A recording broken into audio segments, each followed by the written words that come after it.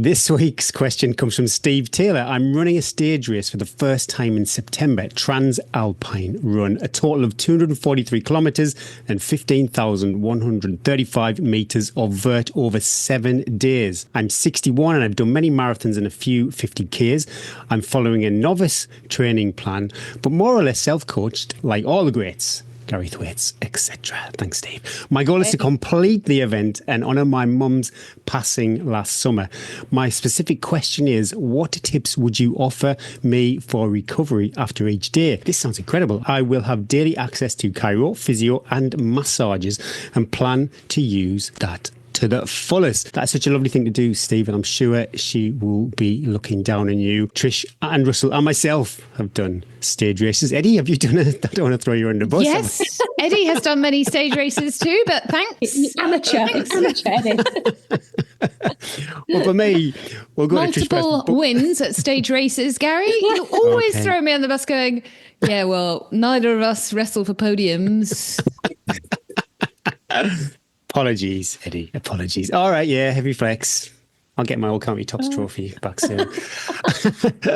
Yeah, for me, it's all about the admin when you get to the end of that day. And if you've got all that stuff at your disposal, then I would do all of it. But I'd be fascinated. Yeah, Trish and Russell and Eddie, we've all been fortunate that time is on our side. So for some people, you just don't really have time maybe to kind of use that time to the fullest. But assuming you have got the luxury of time, what would you do, Trish? Well, firstly, that is a lovely thing to do, to remember your mum. I think that's a fantastic thing to do. And I think you should be super proud of that. The fact that you've got such great access to all of this stuff after is fantastic. But I would basically break it down into 3 things. The first thing is fuel. The priority is to fuel after each day and to fuel well. So you need to come in and straight away you need to be getting like something like a recovery shake or something like that. I would pre-pack a recovery shake. I would have day bags. So you've got stuff that you need for each day. You've got 7 days worth of bags so that you're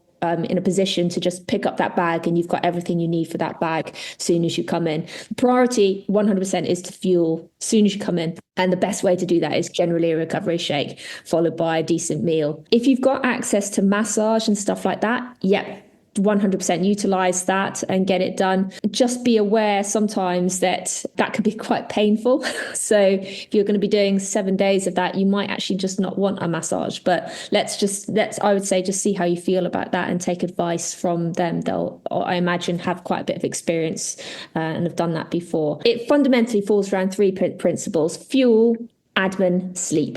And that's all you need to be focused on for the entirety of that journey. Fuel, admin, sleep. Fuel every single time and opportunity you can, particularly when you come in. Admin, make sure you have your bags packed in a way that you have access to that daily bag each day and your general bag. So things, for example, that you're going to use on a regular basis, that's in a separate bag that you could just dip in and out of. Once your bag for that day is done, it can go and disappear and you don't need it anymore. And it makes your life a lot easier. And the third and the most important thing is sleep. The best recovery tool is sleep, 100%. So you really have to maximize that.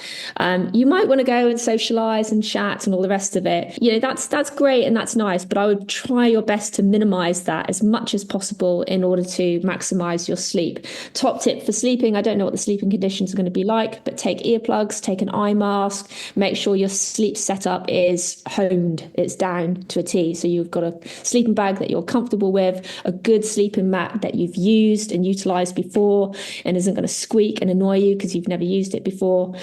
Tie down those 3 elements: fuel, admin, sleep, and it will go really well.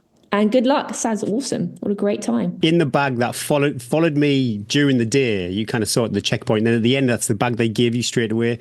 I had my recovery shake and my strong electrolyte drink in that bag, and that was pretty much the first thing I did as I crossed the line. Russell, what about you? Would you take an empty water bottle into the tent at night to cut down on your toilet trips? Yeah. This is what you come here for. It's for the nitty gritty. And yeah, if you need a pee in the middle of the night and there's other 8 people in your tent, it's so much easier just to piss in the bottle and you're done and you're straight back to sleep. And we are... If it's not your mate's water bottle. or it's yours, and you get them mixed up. Oh, Yeah, he said electrolytes must be off. yeah, salty. It looks like for this race that you have actually nice accommodation. You have to book your own accommodation. Oh, wow. They book it for you, but I think you're actually staying in a place where you can have a shower and bed You and don't stuff have to as pee in a well. bottle.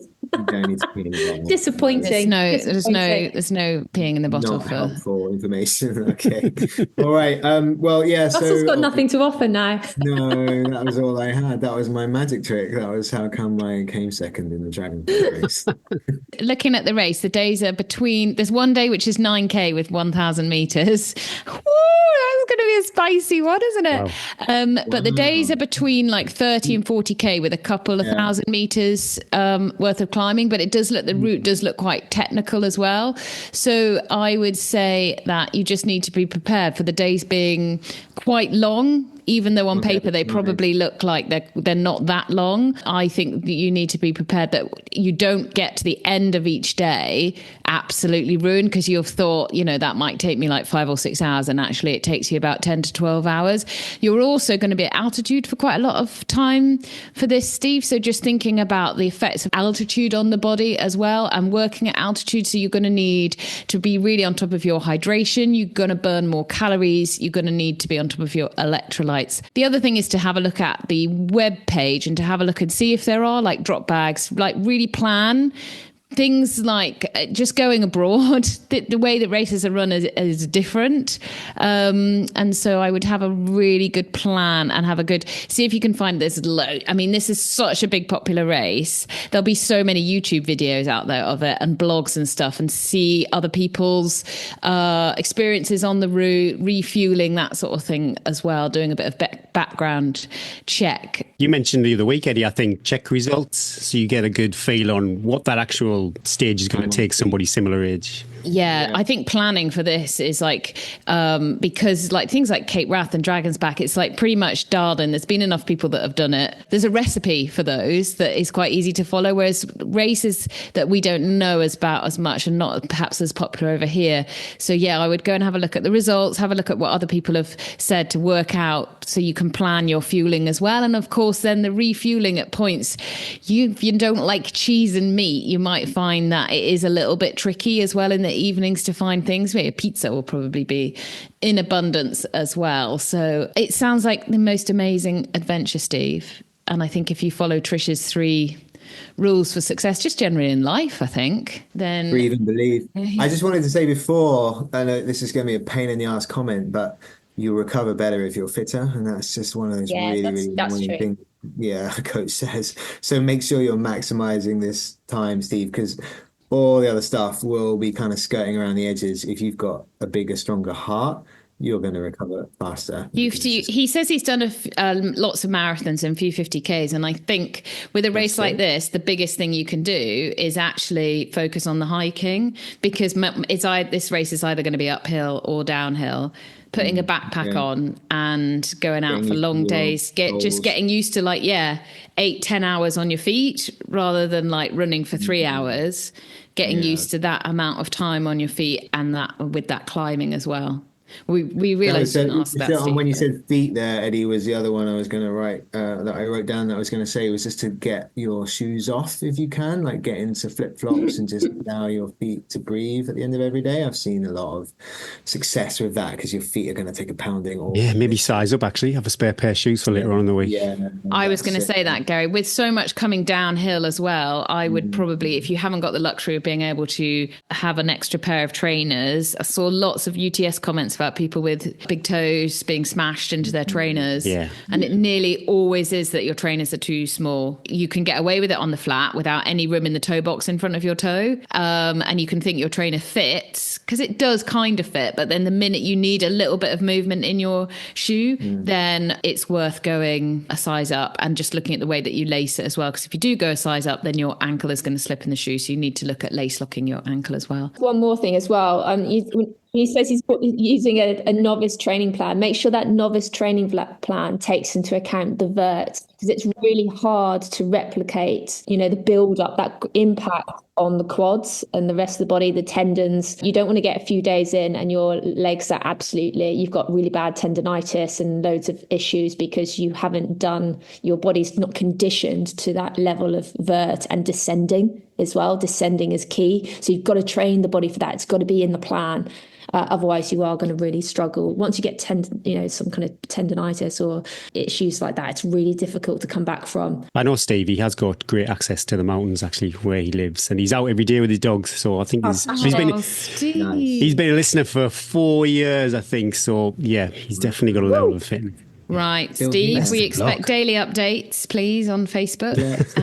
Pictures. Let us know how it goes. We'll be rooting for you. Have the best time.